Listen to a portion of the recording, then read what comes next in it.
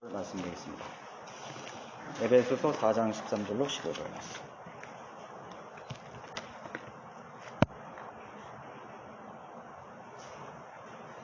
찾으셨죠? 우리 모두가 믿음의 하나됨과 하나님의 아들을 아는 지식의 하나됨에 도달하게 하고 온전한 사람이 되어 그리스도의 충만하심에 장성한 분량에까지 이르게 하려 하십니다. 그리하여 우리가 이제부터는 더 이상 어린아이가 아니요 사람들의 속임수와 교활한 술책으로 그들이 속이려고 숨어서 기다리는 온갖 교리의 풍조에 밀려 이리저리 다니지 아니하고 오직 사랑 안에서 진리를 말하며 우리가 모든 일에 성장하여 그에게 이르리니 그는 머리시며 곧 그리스도시니라. 오늘 영적 성장의 증거들이라는 제목으로 말씀을 강론을 하고 싶습니다. 이제 아무리 가까운 그런 부모, 형제, 그리고 또 이제 배우자, 부부지간이라도 서로를 다 안다고 할 수 없죠. 10년, 20년 평생을 살아도 서로에 대해서 모르는 부분들이 굉장히 많습니다. 그래서 저도 이제 이렇게 살다 보면은 우리 아내에게 이런 부분들이 있었나? 또 우리 자녀들도 마찬가지죠. 내 몸에서 나온 자녀들조차도 이게 성장하면서 이렇게 충격을 받고 또 이렇게 좀 놀라는 그런 부분이 있습니다. 또 그것뿐만 아니라 자녀들은 부모들에게 숨기는 것들이 분명히 또 있을 거예요. 그죠? 뭐 좋은 것이든 나쁜 것이든 부모에게 숨기는 것들이 있습니다. 저도 어린 시절에 우리 엄마한테는 많이 얘기했는데 우리 부친한테는 많이 숨기는 부분이 많이 있었던 것 같아요. 그럴 것입니다. 부모도 역시 자식들에게 숨기는 일들이 분명히 있을 거예요. 이게 연로한 부모님들이 자식에게 자기의 어떤 그런 짐을 지기 싫어해서 부담을 주기를 원하지 않아서 그 아픔을 숨긴다거나 또 뭐는 여러 가지 그런 과거의 일들을 숨기는 그런 부분들이 있어서 평생 그것을 가지고 무덤까지 가는 경우도 있습니다. 그래서 과거에 행했던 일들이라든가 그런 것들은 그렇게 하는 이유는 숨기는 이유는 대부분은 그 상대방에게 그렇게 알게 함으로써 별 유익을 주지 못한다고 생각하기 때문이겠죠. 그래서 우리가 서로의 관계 속에서 그런 숨기는 부분들이 분명히 있을 것입니다. 친구지간에도. 그러나 사람에게는 숨길 수 있어도 전지전능하신 하나님 아버지 앞에 숨길 수 있는 일은 절대로 없습니다. 단 한 가지도 없습니다. 자신이 완전에 가까운 존재라고 믿는다면 하나님은 속일 거예요. 그렇죠. 나는 완벽한 사람이야. 자기는 숨길 거예요. 숨긴다는 얘기는요, 털어놓지 않는다는 얘기예요. 여러분, 기도에서 가장 중요한 게 뭔지 아십니까? 하나님 앞에 내 마음을 보여드리는 것입니다. 그 마음 속에 있는 숨겨진, 아무에게도 말할 수 없는 그 정말 무덤에까지 갈 수밖에 없는 그 치부라든가 그 결점이라든가 실수라든가 죄라든가 그런 걸 하나님 앞에 보여드리는 것입니다. 그게 가장 중요한 것입니다. 그러면 그렇게 기도함으로써 하나님께서는 나를 신뢰한다는 것을 하나님께서는 아시는 것입니다. 그래서 하나님께서 가장 싫어하는 성향이 무엇이냐면 숨기는 거예요. 위선입니다. 위선하고 가증하는 것은 하나님 앞에 뭔가를 숨기는 거예요. 그래서 그 자기 자신이 그 숨기는 걸 통해서 자기 자신이 해결해 보려고 그러고 아니면 이건 하나님은 알아서는 안 된다고 생각하는 부분이 있기 때문에 하나님을 속이려고 하는 것이요. 그게 위선입니다. 그래서 그런 사람들은요, 가정에서 하는 모습하고 교회에서 하는 모습이 전혀 다른 거예요. 그래서 교회에 나오면 하나님 잘 보시는 것 같고, 또 내가 세상에 어디 후미진 데가 가 있으면은 하나님 못 보실 거라고 생각하는 거죠. 그런 것이 없을 거라고 생각하죠. 인간의 마음속에 그게 딱 있어요. 그래서 저도 언젠가요, 저도 그런 모습을 발견했어요. 야, 내가 이런 존재였구나. 여기도 하나님이 계시는데. 그래서 우리는 어느 부분 많고 적음 가운데 위선을 행하고 있다는 사실 아니에요. 그러나 하나님은 그것을 가장 싫어하는 것입니다. 위선은 자신의 부족함이나 결함을 숨기기 위해서 의로운 척하고 또 영적인 척하는 그런 모든 생각과 행위들이라고 할 수 있는 것입니다. 많은 사람들이 자신도 모르는 사이에 위선자로 그렇게 살아가고 있는 것이에요. 아, 나 위선자 아니야. 너 아들에게 한번 물어봐. 너 부인에게 한번 물어봐. 너 남편에게 물어봐. 금방 나오잖아요. 아, 우리 남편 위선자야. 우리 아내도 위선자고, 우리 아버지도 말이야. 집사라는데 위선자야. 장로라는데 위선자야. 우리 아버지는 목사인데 설교자인데 내가 볼 때는 위선자야. 그것처럼 비참한 일이 어디 있겠어요? 그렇죠? 정직하려고 해도, 있는 그대로 살려고 해도 우리는 어떤 부분에 있어서 위선자라는 사실을 스스로 인정해야 됩니다. 인정해야 돼요. 우리는 완벽하지 못해요. 그럼 우리는 위선자로 그냥 살아야 되냐? 아니죠. 네. 나의 자신을 변화시켜 나가야 되는 것입니다. 하나님의 책망 앞에 우리 자신의 모순을 발견할 때마다 우리는 하나님의 말씀의 거울 앞에, 하나님의 음성 앞에, 하나님의 책망 앞에 우리 자신을 변화해야 되는 것입니다. 하나님께서 우리를 인도하고 중대한 교훈을 주시고자 할 때 우리 자신의 비밀이 탄로나고 공개되곤 하는 것입니다. 그게 은혜 받는 거예요. 어떤 사람은 책망을 받으면 막 짜증을 내는 거예요. 뭐 반발하는 거지. 두 가지 종류예요. 하나님께서 책망하시면요, 이 성경도 보면 똑같아요. 선지자를 통해서나 예언자를 통해서나 누구를 통해서든지 하나님 책망하실 때요, 어떤 사람은 대적을 합니다. 유대인들이 그랬죠. 모세를 통해서 하나님께서 말씀하실 때 대적을 해요. 불평을 합니다. 그런데 겸손한 사람들은요, 땅에 엎드리는 것입니다. 땅에 엎드리는 거예요. 다윗이 그랬잖아요. 그죠? 당신이 그 사람이라는 거예요. 그대로 땅에 엎드렸습니다. 우리는 그런 겸손한 사람이 되어야 되는 거죠. 감추려던 우리 자신의 믿음의 수준이 밝혀지는 그런 순간에 그러한 일들이 반복되면서 우리는 영적으로 성장해 가는 것입니다. 그러면 우리는 언제 믿음의 수준, 곧 영적인 그런 실체가 밝혀지는 것입니다. 그러니까 우리가 성장하기 위해서는요, 영적인 우리의 실체가 밝혀져야 돼요. 영적인 내 자신의 수준이 순간순간 아니면 어떤 기간 동안에 내 영적 수준이 밝혀지면서, 아, 내가 지금 1학년 1반밖에 아니구나. 야, 나는 고등학생쯤 된 줄 알았는데, 야, 하나님께서 나를 말씀으로 나를 비춰줬을 때 내 영적 수준은 한 초등학교 3학년밖에 안 되는구나. 그러면서 자신을 정직하게 인정할 줄 알아야 되는 것이에요. 짜증을 내거나 반발을 하거나 하나님께 도전하면 안 되는 것이에요. 그것이 사람의 입을 통해서 나타날 수도 있고요, 어떤 상황을 통해서 나타날 수 있고요, 내 가족을 통해서 나타날 수 있고요, 불신자들을 통해서 내 자신이 모습이 나타날 수 있어요. 우리는 그런 사실을 잘 인지하고 내 자신의 영적 수준을 잘 체크할 수 있어야 되는 거죠. 첫 번째, 마귀의 속임수와 미혹 앞에서 영적 수준이 드러나게 되는 것입니다. 그리스도의 생애는 하나님의 능력으로 보호받고 있죠. 왜냐하면 하나님의 아들들, 하나님의 자녀들이 되었기 때문입니다. 거듭나기 전에는 하나님과 상관없는 마귀의 자녀로 살았던 것입니다. 에베소서 2장 2절 3절에서 불순종의 자녀들라고 말씀하셨습니다. 진노의 자녀였습니다. 그런 불순종의 자녀들 안에서 역사하는 영을 따라 행하였다고 말하고 있습니다. 악령에 의해 지배받은 그런 어둠의 자식들이었죠. 마귀의 자녀들의 삶은 마귀가 허락하는 번영과 불행, 사고 등의 운명에 따라야 되는 것입니다. 여러분, 사주팔자라고 들어봤잖아요. 사주팔자. 그게 뭐예요?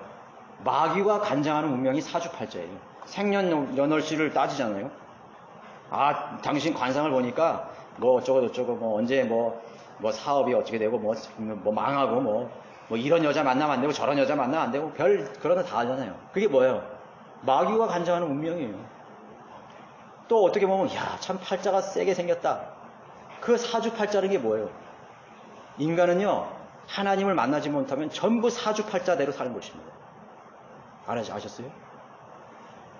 여러분들이 아무리 몸부림치고 부르짖고 별짓을 다 해도 사주팔자의 운명 속에 갇혀서 살다가 죽는 게 그게 인생이에요.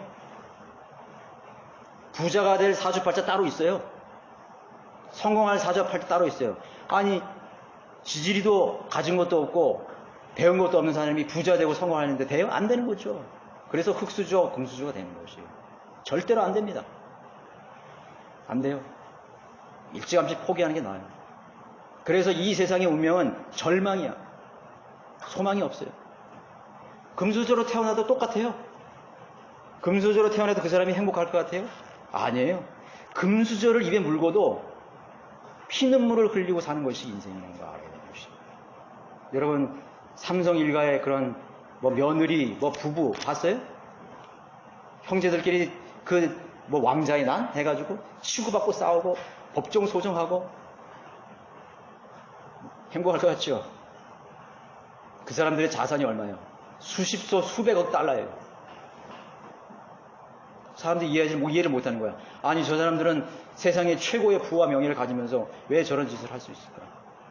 절대 이해 못하는 거죠. 그게 운명인 것입니다. 우리는 예수 그리스도를 만나지 못하면 사주팔자대로 살 수밖에 없는 그런 운명이 있어요.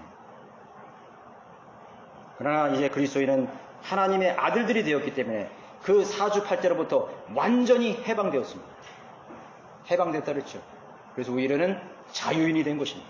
진리가 너희를 자유하게 하리라. 여러분들의 의지는 여러분들의 삶이에요. 여러분들의 생각은 여러분의 길이에요. 마귀가 그것을 해방할 수 없어요.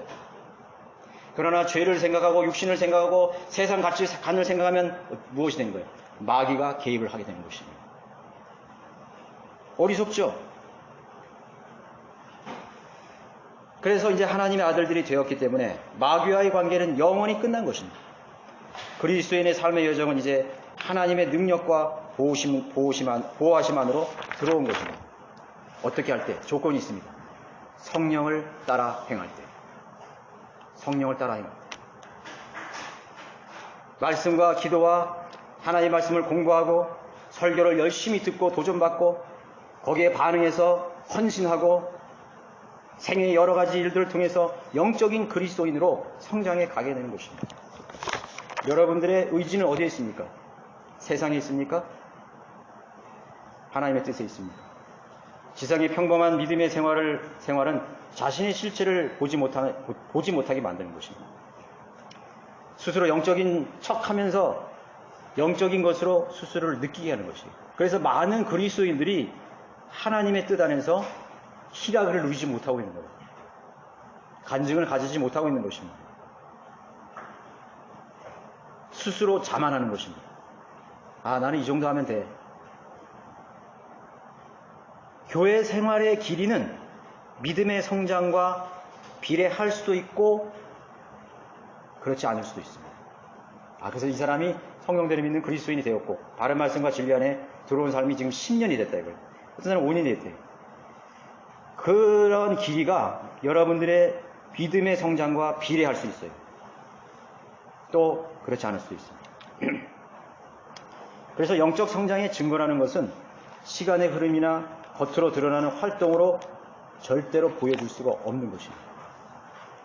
그래서 하나님께서는 하나님의 자녀들 앞에 마귀의 접근을 허락하시는 것입니다. 마귀의 접근을 허락하는 것입니다. 그게 뭐예요? 시험인 것입니다.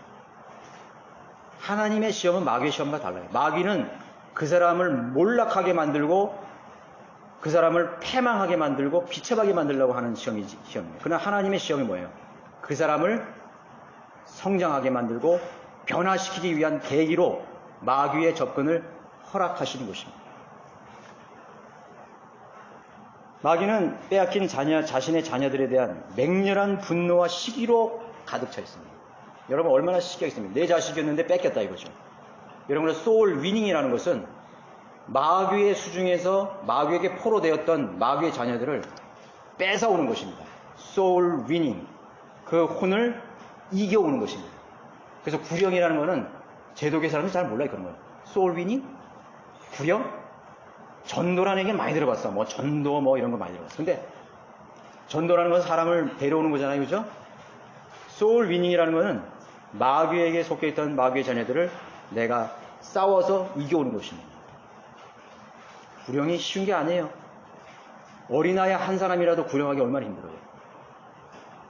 마귀가 그 자녀들을 빼앗기기 싫어서 발버둥을 칩니다.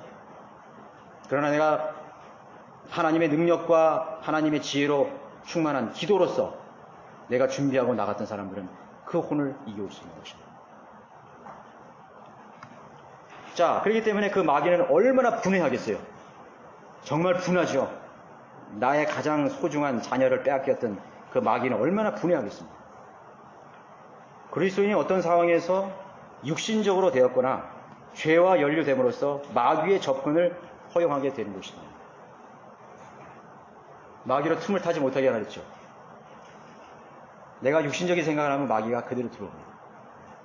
내가 무슨 죄를 짓거나 세상적인 그런 위치에 있으면은 암흑의 영들이 나를 지배하기 시작합니다. 지배할 수 있는 근거를 가지게 되는 것입니다. 그래서 우리는 예견치 않는 때에 강력한 마귀가 내 앞에, 내 삶 앞에 나타날 수 있다는 생각을 항상 염두하고 살아야 되는 것입니다. 아, 나는 목사니까, 나는 복음도 전하는데, 나는 여기 회원인데, 나는 10년 됐는데, 절대로 그렇지 않아요. 항상 염두해야 됩니다. 아, 마귀가 지금 내 앞에 와 있구나. 우리 집 안으로 들어왔구나. 우리 지역교회 안으로 마귀가 벌써 문을 열고 문을 따고 들어와서 가택 침입이라는 거죠. 가택 침입. 도둑님들이 강도들이 문 잠겼다고 못 들어옵니까? 제가 뉴스 보니까 어떤 정신 나간 남자가 그 어떤 여자 미행하는 여자가 그 비밀번호까지 다 해가지고 들어가서 거기서 딴짓하고 나온 거예요. 이사를 가도 거기 가서 어떻게 비밀번호인지 다 따고 들어가는 것이죠. 야, 그게 마귀예요. 인간도 그 자물쇠를 따고 들어갈 수 있는 능력이 있다면 마귀가 왜 여러분들의 몸으로 못 들어가겠어요? 왜 마귀가 여러분들의 집 안으로 못 들어가겠어요? 왜 마귀가 이 지역교회 안으로 못 들어오겠어요? 그게 그 사실을 알아야 됩니다. 들어오면 어떻게 되면? 그럼 늦은 거지. 들어오면 늦은 거예요. 비행기 하이제크에서 테러범들이 비행기 안을 수속 안으로 들어오면 끝난 거예요. 그 들어오기 전에 수속대에서 다 막아야 되는 거예요. 그래서 철저히 검사하잖아요. 여권 검사하고 법무부 검사하고 오래 걸리잖아요. 이렇게 이 의심스러운 사람 들어오면 얼굴 대조하고 들어가면 끝나는 거예요. 수화물 해가지고 말이죠. 엑스레이 해가지고 다 검사하죠.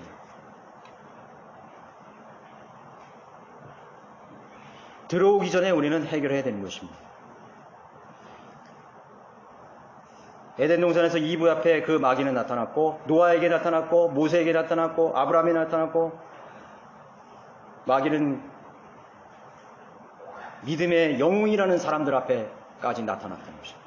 심지어 예수 그리스도 앞에 나타나서 속임수와 미혹으로 넘어뜨리려고 했던 것이죠. 그러나 우리 예수 그리스도 우리 주님 외에는 모든 믿음의 영웅이라고 불렸던 사람들이 마귀 앞에 쓰러지고 말았다는 사실입니다. 쓰러졌다는 뭐예요? 자신의 영적 수준이 밝혀졌다는 거예요.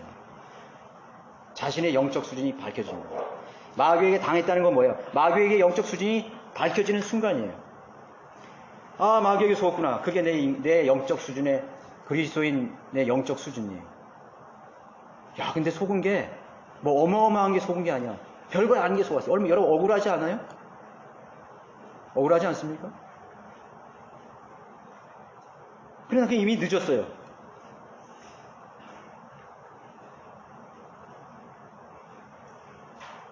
마귀가 우리 앞에 어떤 형태로 나타나는지는 아무도 모르는 것입니다. 아무도 몰라요. 두려움으로, 혼란으로, 불신과 원망으로 심지어 자신의 믿음을 의심케 하도록 속이고 미혹한다는 사실. 마귀는 영적 존재로서 어떤 매개체를 통해서든지 나타나서 그 사람을 가족이나 어떤 사람이든지 아니면 직접적인 어떤 사고를 통해서 어떤 생각을 통해서 넣어주는 것입니다. 어떤 발상을 넣어줘서 따르게 하는 것입니다. 제가 이렇게 뭐랄까 우울증이라 할까요? 정신적인 이렇게 문제를 가지고 있는 신경정신적으로 문제를 가지고 있는 사람들을 이렇게 관찰해 보니까요. 어떤 생각을 딱 들지요. 예를 들어가지고 이렇게 길거리를 가다 차를 타고 가다 어떤 간판을 딱 봤어. 그럼 간판을 딱 보면요. 그 간판에 쓰여 있는 글자를 연상을 하더라고. 또는 어떤 사람이 나에게 뭔 말을 딱 던졌을 때 그 말을 계속 연상을 해요. 그걸 딱 붙잡는 거예요. 그걸 붙잡아가지고 그것을 부정적으로 연상을 해 나갑니다. 그 사람이 나에게 이런 말을 했네. 그 사람이 나를 싫어하는 거 아닌가? 이런 식으로 계속 부정적으로 계속 그 꼬리를 몰고 그 생각을 놓지를 못하는 거예요.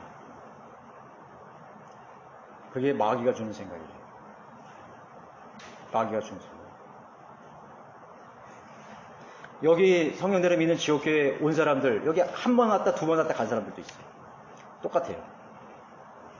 그 사람들은요, 여기에 딱 와서요, 어떤 생각을 딱 마귀가 넣어줍니다. 왜 넣은 줄 아세요? 마귀는 이 성령들을 믿는 지옥교회에 다니기를 원하지 않아요, 그 사람이. 그렇겠죠, 영적 전쟁이라는 게. 그 사람이 성령들을 믿는 교회 와서 그리스도인을 성장하고 그리스도의 군사가 되기를 원하겠어요? 그래서 애초에 그 씨부터 밟아버리는 것입니다. 그래서 그 사람에게 생각을 딱 집어넣는데요. 저 설교자, 목회자가 좀 머리 스타일이 좀 내 마음에 안 드는데? 그러면 그걸 붙잡아. 그래서 별별 생각을 다 하는 것입니다. 예를 들어서 한다면, 여기 있는 성도들 중에서, 저 사람은 내 마음에 좀 안 드는 사람인데? 어떻게 장소가 이렇게 우중충해? 화장실은 왜 이렇게 냄새가 나? 별별 생각을 마귀가 다 넣어줄 거예요. 실제로 그런 사람이 있어요. 저한테 그렇게 얘기하는 사람이 있다고요. 그래가지고 그 사람이 그걸 딱 버리고, 아니야. 그럼에도 불구하고 나는 진리만을 붙잡을 거야. 하나님의 말씀을 공부하고 나는 정말 이제 새로운 생애를 살아갈 거야. 그런 생각을 붙잡는 게 아니라 어떤 그런 사소한 아무것도 아닌 그런 생각을 딱 붙잡아가지고 연상형상에 가서 자신의 처음 생각을 버려버린 것입니다. 진리의 지식을 따라 살려고 하는 그런 처음 생각을 버리게 되는 것입니다.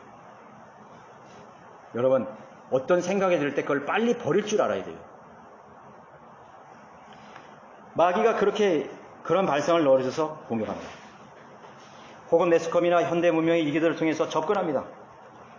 수많은 음행하는 그런 화면들이 얼마나 많습니까, 세상에는. 별거 다 있어요. 유튜브 보니까 별거 다 있더라고요. 와, 이거는요, 구글에서 이렇게 필요 없어요. 이렇게 제재하고 이렇게 하는데, 별것이 다 있습니다. 수많은 죄를 배울 수 있는 그런 학교가 구글이에요. 조심히 하셔야 돼요. 얼마나 수많은 사람들이 성경을 읽지 않고 유튜브 설교를 듣습니까? 이 사람 저 사람 설교 듣는 거예요. 비교하고. 그건 하나님 방법이 아니에요. 시간을 다 까먹는 것입니다. 여러분 그것을 할 때 여러분의 마음에 남는 것이 무엇이에요? 여러분 성경으로 돌아가야 됩니다. 성경을 10장 읽고 20장 읽고 30장을 읽었을 때 내 자신을 발견하고 하나님이 어떤 분이신가를 알게 되는 것입니다. 그리고 내 마음속에는 평안과 위로가 가득 차게 되는 것입니다. 하나님께서는 그런 것을 통해서 여러분에게 절대로 말씀하시지 않아요. 마귀가 주는 것입니다. 유튜브를 통해서 얼마나 많은 목자들이 망가졌어요. 혹시 보시잖아요. 성경들을 믿는 교회에서도 유튜브를 통해서 얼마나 자기 자신을 망가뜨려 버렸어요. 여러분 유튜브 한번 편집할 때 얼마나 많은 시간이 걸리는지 난 모르겠어요. 어떤 사람은 2시간, 3시간 막 그렇게 걸린다 그래. 자막 따고 내가 해보니까 알겠어. 포기했어요. 그런 짓을 내가 왜 해? 그렇잖아요. 하나님께서 나에게 맡겨준 목자는 여러분들이에요. 수많은 목자들이 가상의 양들을 실존하지도 않는 양들에게 설교를 하고 있어요. 전파를 통해서 마귀가 강력하게 역사하고 있다는 사실을 알아야만 되는 것입니다. 구령은 절대로 화면으로나 전파로 되지 않아요. 발로 가야 돼요. 발로 가야 돼요. 무슨 방송 설교, 방송 구령, 난 그거 안 믿어요. 난 그거 믿지 않아요. 하나님의 방법이고 내 발로 가야 돼요. 내 언어로 전해야 돼요. 내가 그들과 싸워야 돼요. 영적으로 싸워야 돼요. 그게 그리스도의 방법이고 하나님의 방법입니다. 그러나 수많은 그런 문명의 이들을 통해서 하나님의 사역을 한다고 하는 것입니다. 마귀는 그걸 통해서 수많은 그리스도인들을 넘어뜨리고 있는 것입니다. 자기가 대단하다고 생각하는 것입니다. 조회수가 자기 자신이에요. 조회수가 그 사람이에요. 여러분, 마귀가 공격하는 가장 큰 속임수가 뭔지 아세요? 내가 입고 있는 옷이 나라고 생각합니다.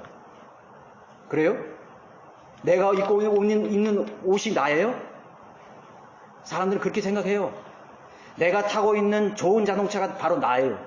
세상 사람들은 그렇게 생각하고 있는 거예요. 내가 살고 있는 호화로운 집이 나라고 생각하는 것입니다. 그렇게 평가받고 싶어 하는 것입니다. 수많은 그리스도인들도 그러한 착각 속에 살아가고 있는 것입니다. 아니요. 내가 달고 있는 계급장, 내가 입는 옷이 내 자신이 아니에요. 내 사회적인 지위가 내 자신이 아니에요. 우리는 다 벌거벗은 죄인일 뿐인 것입니다. 여러분, 거지하고 왕이 옷을 벗었는데 누가 거지인 입고 있고 누가 왕인지 어떻게 알겠어요? 제가 얘기했잖아요. 벌거벗으면요 오히려 거지가 더 멋져요. 멋질 수 있어요. 아무것도 아니라는 존재를 속이는 것입니다. 마귀는. 그걸 알아야 되는 것입니다. 그 현실이 전 슬퍼요. 바이블 빌리버의 목자들이, 하나님이 최초에 쓰셨던 목자들이 그렇게 변질되는 것이 자기도 그렇게 변질되는 줄 모르고 살아가고 있습니다.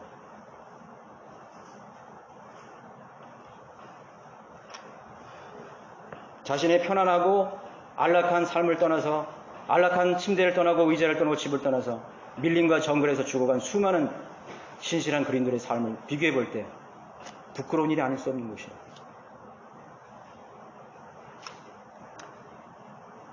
음행하게 만들고 세상 가치관을 따르게 하거나 믿음에 대해서 알 수 없는 회의를 느끼게 하는 것입니다.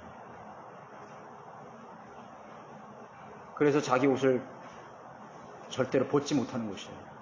안 돼, 이 옷만 안 돼. 이 옷을 벗으면 나의 실체가 드러나. 안 돼, 내 이 차 뺏기면 안 돼. 내 이 집을 나가서는 안 돼. 그렇게 사람들이 발버둥 치는 것입니다. 마귀는 그렇게 공격하는 것입니다. 그러나 그것이 바로 나였습니다. 마귀는 하나님께서는 분명히 우리 그리스도인들에게 마귀의 접근을 허용하셔서 그 사람의 믿음의 실체를 보여줄 것입니다. 말씀과 기도로 주님과 동행하지 않는 사람들, 쉽게 그런 것들을 통해서 마귀에게 속임수를 당하고 무릎 꿇는 것입니다. 근데 자기 몰라요, 지금 어디로 가는지. 속도가 너무 붙어서 30km, 40km, 50km, 100km, 300km, 500km. 제가 이렇게 화면에서 사고 나는 광경을 이렇게 뚝 보니까요, 대부분이요 과속해서 대부분 사고가 생기더라고요. 천천히 가는 사고는요, 천천히 가는 차로는 사고가 나도 미미한 사고야. 그냥 사람 안 다쳐. 그런데 꼭 보면 사박 사고나 중상이나 다른 차를 막 전복시켰다는 차들 보면요, 과속을 하는 차들이라거든요. 결론은 하나야. 과속하면 안 돼. 그렇게 과속을 하지 말라거든요. 고속도로에서 도로에서 과속하는 거예요. 그러면 자기를 컨트롤할 수 있는 능력이 없는 거예요. 저도 오토바이를 타고 다니는 사람이거든요. 70km, 80km 다녔을 때 브레이크 잡는 거하고요, 40km, 50km에서 브레이크 잡으면 전혀 달라요. 아, 그렇구나. 마귀들은 뭔가 자기에게 만족시키는 것을 좋아서 계속 그 일을 과속하게 만드는 것입니다. 멈출 수가 없어요, 이제는. 그래서 브레이크 잡아요. 브레이크를 못 잡는 거야. 내가 여기 있는 동료들한테도 그런 얘기를 이렇게 해요, 동료들이.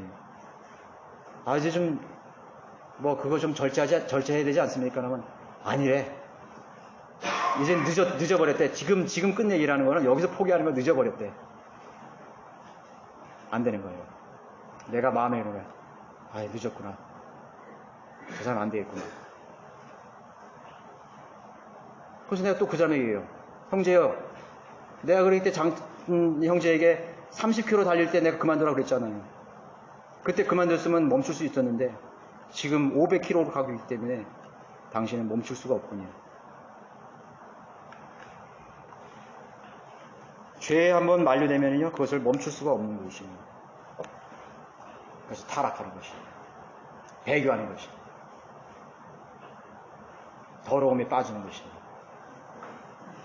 심지어는 교회를 대적하고 하나님을 대적하는 것입니다. 두 번째는 위기와 역경 앞에서 자신의 수준이 드러나게 되는 것입니다. 위기와 역경 앞에서. 영적 성장의 필요성은 자기 인생에 있어서 위기와 심각한 문제에 직면했을 때 어떻게 대처하는가에서 드러나는 것입니다. 그러니까 내 인생에 문제가 생길 때 그걸 어떻게 대처하느냐, 그 모습을 보면 그 사람의 영적 수준이 드러난다는 것이죠. 평상시, 즉 번영하고 잘되고 평화스럽고 또 모든 것이 풍족한 그런 시기에 하나님을 신뢰하거나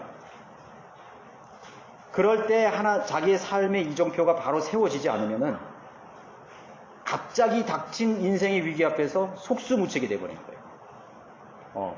여러분이 좀 여유가 있을 때 있잖아요. 여러분 여유가 있나요? 그러면 지금이 여러분 가상을 한번 해보세요. 제가 아까 사고 얘기했는데 사고라는 것은요 항상 사고를 염두하고 운전하는 사람은 사고가 잘 안 나요. 저도 오토바이 타고 다닐 때 깨달은 건 뭐냐면 이 상황에서 사고가 일어날 거를 항상 생각을 해요.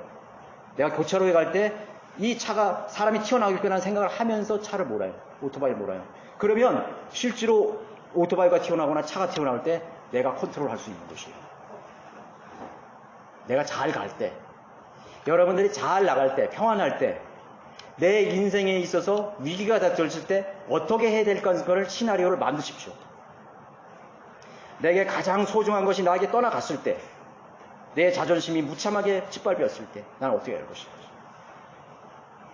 그리고 생각해 보셨어요? 사랑하는 사람의 죽음이라든가 여러 가지 있잖아요. 그런 거를 염두에 두지 않은 사람은요 인생의 위기가 오면은요 호들갑을 떨기 시작해요. 호들갑, 광란의 그런 모습으로 변해있는 거예요. 미친 사람이 되는 거예요. 너 때문이야.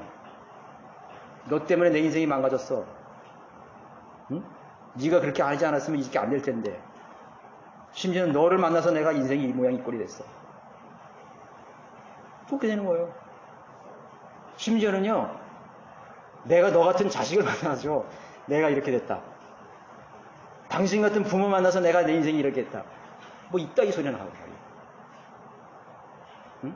그건 뭐예요? 하나님을 대적하는 것입니다. 하나님 대적하는 거예요. 유대인들이 광야에서 먹을 것이 없고 뭐 짜증나는 일이 좀 생기면 누굴 대적했어요? 너 모세 이리 와봐. 돌을 들고 죽이려고 그랬어요. 돌을 들고 때려 죽이려고 그랬다니까. 될 욕을 다 하면서 성경에 여기 욕은 안 나와서 그런 욕은 그 욕을 어떻게 찾았어? 죽이려고 하는 사람의 입에서는 무슨 말이 못 나오겠어요. 그걸 누가 들어요? 하나님이 다 듣고 계시는 거예요. 하나님이 잔인한 것 같죠? 하나님께서 왜 그 불쌍한 그냥 말이야 유대인들은 그냥 막 몇백 명씩 몇천 명씩 막 땅이 갈라 죽이기도 하고 막 뱀에 물려 죽이기도 하고 말이죠. 뭐 칼에 죽기도 하고 전염병으로 죽이기도 하고. 하나님 너무 잔인하신 분이야. 너무 사랑이 없은 분이야. 천만의 말씀이에요. 만약 내가 타임머신을 타고 그 광야로 돌아가서 그 유대인들이 모세에게 행했던 말과 행동들을 본다면 내 입에서 그런 말이 나올 거예요. 야, 하나님 참 오래 참으셨다. 하나님은 너무나 자비하시고 사랑이 풍성한 하나님이시다. 나 같으면 그런 말 나오겠어요? 안 나오겠어요? 하나님 그러신 분이에요. 그리고 인간은 그런 존재예요. 자, 내가 위기 앞에 내 인생에 위기가 생겼을 때 내가 어떻게 대처할 것이냐. 여러분 어떻게 할 수 있겠습니까? 생각하세요. 그리고 하나님께 간절히 기도하세요. 주님, 내가 감당할 수 없는 위기가 닥쳤을 때 내가 하나님의 뜻에 굴복할 수 있게 해주십시오. 순종하게 해주십시오. 내가 믿음으로써 그 어려움과 장애물을 통과할 수 있는 지혜와 능력을 주십시오. 내가 감당할 수 없는 그 인생의 문제 앞에서 내가 씨름할 때 하나님께서 능력을 주셔서 내가 그 시련과 역경을 잘 해결할 수 있도록, 극복할 수 있도록 기도하시면 되는 것입니다. 그럼 하나님이 도와주십니다. 도와주셔요. 그렇게 기도하시면 도와주셔요. 여러분 편안하고 뭐 이렇게 다 풍성할 때 그냥 널브러져서 나는 그런 일 없을 거야. 내 인생엔 그런 게 없어요. 다 있는데 다 행복한 건데 앞으로 잘 될 거야. 천만의 말씀입니다. 인생은요 눈물의 골짜기입니다. 눈물의 골짜기. 행복할 때도 있겠죠. 그러나 더 많은 경우는 여러분들이 눈물을 흘려야 될 순간들이 더 많이 있다는 사실을 아십시오. 자, 예고된 영적 재앙을 맞이하게 될 때 불보듯 뻔한 광경이 벌어지는 것이 대다수입니다. 그 예비하지 않았기 때문에 그렇게 되는 것이에요. 예비하지 않았기 때문에. 믿음이 없는 영적 어린아이였다면 왜 나에게 이런 위기가 오는가라고 반문하게 될 것입니다. 그러나 영적으로 잘 무장된 사람은 이미 그 해답을 알고 있기에 하나님께서 왜 그러한 문제를 허락하셨는지 즉시 이해하고 하나님으로부터 답을 얻게 되는 것입니다. 그 사람의 믿음은 더 성장하게 되고 더 굳건한 반석 위에 새겨되는 것입니다. 그러면 답을 얻지 못하면 어떻게 되는 거예요? 실족하게 되는 것이죠. 세상으로 돌아가 보는 것이죠. 세 번째, 자신의 생애의 현장에서 주님을 얼마나 인정하는가에 달려있는 것입니다. 영적 그런 수준이라는 것은 여러분들의 삶의 현장에서 하나님을 얼마나 인정하는가. 많은 사람들이 주님은 아주 제한적인 능력으로 나를 돕는다고 생각하는 거예요. 주님은 나에게서 어떤 부분에서 나를 도와주실 수 있지만 어떤 부분에서는 도와주실 수 없다라고 생각하는 것입니다. 삶의 모든 현장과 시간 속에서 주님을 인정하고 의뢰해야만 되는 것입니다. 그래서 영적으로 성장한 사람일수록 더 주님께 자신의 모든 영역과 부분에 있어서 더 많은 분량, 더 많은 장소에서 주님을 인정하게 되는 것입니다. 여기에서도 주님이 계신다. 저도 어떤 데 보면요, 이런 생각을 들 때가 있어요. 와, 이런 상황에서도 주님이 계실까? 그런 생각 들 때 있어요, 없어요? 저는 그런 생각 너무 많이 했어요. 이런 상황 속에서 지금 이런 일이 다 벌어지고 있는 상황 속에서 여기에 주님이 계실까? 계시죠. 그거는 나의 생각에 달려있는 것입니다. 나의 믿음. 그래서 하나님이 얼마만큼 내가 신뢰하고 하나님을 아는 만큼 내 그런 현장에서 하나님을 인정하게 됩니다. 여기도 하나님이 계신다 이거죠. 하나님 계신다 이거죠. 저는 이거는 제가 아주 믿음이 연약할 때인데요. 아주 굉장히 연약할 때인데, 제가 여기 이제 17살에 강릉에서 이사를 왔어요. 강릉에서 이제 고등학교를 다니다 이사 와서 우리 아버지가 이제 교편을 잡았기 때문에 이사를 많이 했어요. 그리고 우리 아버지가 여기서 돌아가셨거든요. 돌아가시 나는데 우리 이제 집안이 이렇게 많이 기울고 어머니도 아프시고 그래가지고 이 원주시내에서 이사를 한 10번도 넘게 했어요. 1년, 2년 그렇게 했어요. 그래서 이 원주시내라는 곳은 거의 다 살았던 것 같아요. 근데 한 번은 집을 구하려고 하니까 이제 점점 집안이 이제 어려워지니까 집도 허름한 곳을 얻어야 되잖아요. 그래서 저 외곽으로 쫙 가서 제가 이제 다니면서 걸었는데, 저 태장동, 지금은 달라졌지만 태장 일동에 가면 옛날에 덕신학교라고 있어요. 덕신학교 지금 없어졌지만 덕신학교 복개천이 있는데 그 동네가 아주 큰 동네에 있었어요. 무허가동네. 근데 거기에 집이 하나 있다고 그래서 간 거예요. 그런데 이제 거기 보니까 그래도 다른 집보다 괜찮아. 좀 이렇게 한 20년 정도 됐는데 옛날 집이죠. 근데 그 동네 사람이 그러는 거예요. 아유, 청년, 젊은이, 저 집, 저 얻지 말라고 그러는 거예요. 왜요? 그랬더니, 아유, 저 집에 들어간 사람마다 다 죽어서 나왔어. 무슨 이유로든지 다 죽어 나온 거야. 이제 그런 말이에요. 그러니까 사실 그런 말을 하면 이제 오싹 하잖아요. 그런데 이제 어머니한테 그 얘기를 했죠. 엄마, 내가 저기, 다락도 있고 저기 그런 집 갔는데, 괜찮아. 우리 믿는 사람들은 그런 거 아무 소용 필요 없어. 그래가지고 제 여동생하고 우리 조카도 있는데, 조카가 지금 어릴 때 한 2살, 3살 있는 게 같이 들어갔어요. 같이 들어갔는데, 거기 다락에 보니까 정말로 피, 고름 그런 게, 그러니까 거기 그 전에 할머니가 하나 죽어서 나갔다는 거예요, 다락에서. 그래서 거기를 이제 싹 수리하고, 근데 좀 무서운 생각이 들더라고요, 저는요. 아유, 이런 전설의 고향 그런 것도 생각나고.